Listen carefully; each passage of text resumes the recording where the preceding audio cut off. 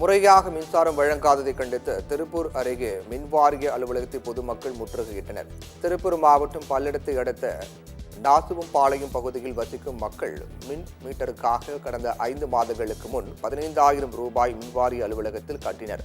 இருப்பினும் இந்நாள் வரை நடவடிக்கை எடுக்கப்படாததால் அதிருப்தி அடைந்த அப்பகுதியினர் மின்வாரிய அலுவலகத்தை முற்றுகையிட்டனர்.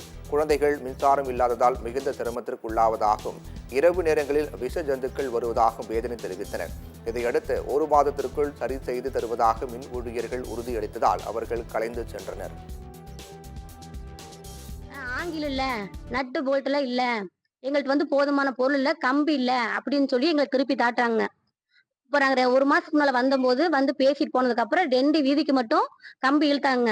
அதுக்கு ஆங்கில நட்டு போல்ட் நாங்க பணம் வசூல் பண்ணி தான் நாங்க வாங்கி கொடுத்தோம்.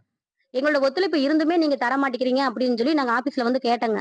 பொருள் இல்லாததுக்கு நாங்க என்னங்க பண்றது? மீட்டர் இல்ல அப்படிங்கிறாங்க. போதுமான வசதி இல்லாதனால நாங்க கொடுக்கல. எங்களுக்கு இருந்தா நாங்க பண்ணி கொடுக்குறோம். எங்கள்ட்ட இல்லாதனால நாங்க பண்ணல அப்படின்னு சொல்றாங்க. எங்களுக்கு கரண்ட் இல்லைனால இருக்க முடியலங்க. இப்ப அதாவது இந்த சம்மர் கோடை காலத்துல குழந்தைகள் படிப்புக்கு ரொம்ப கஷ்டமா இருக்குதுங்க. எல்லா வீட்லயுமே படிக்கிற குழந்தைங்க இருக்கிறாங்க. அப்புறம் அது கிராமங்க. கிராமத்துல பூச்சி வருதுங்க. பஸ் வசதி பஸ் வசதியும் இல்லைங்க. பூச்சி தொல்லை அதிகமா இருக்குதுங்க. இருக்க முடியலைங்க எங்களுக்கு. அதனாலதான் ஒரே ஒரு பாம்போ, பூரான், பூச்சி, பல்லி ஏதாவது வந்தாலும் நம்மள தாக்கிடும்னு பயத்துல ஏதாவது பண்ணலாம்னு கூட கரண்ட் இல்லைங்க. தெரு லைட் இப்ப எங்களுக்கு 3 வருஷம் ஆச்சுங்க.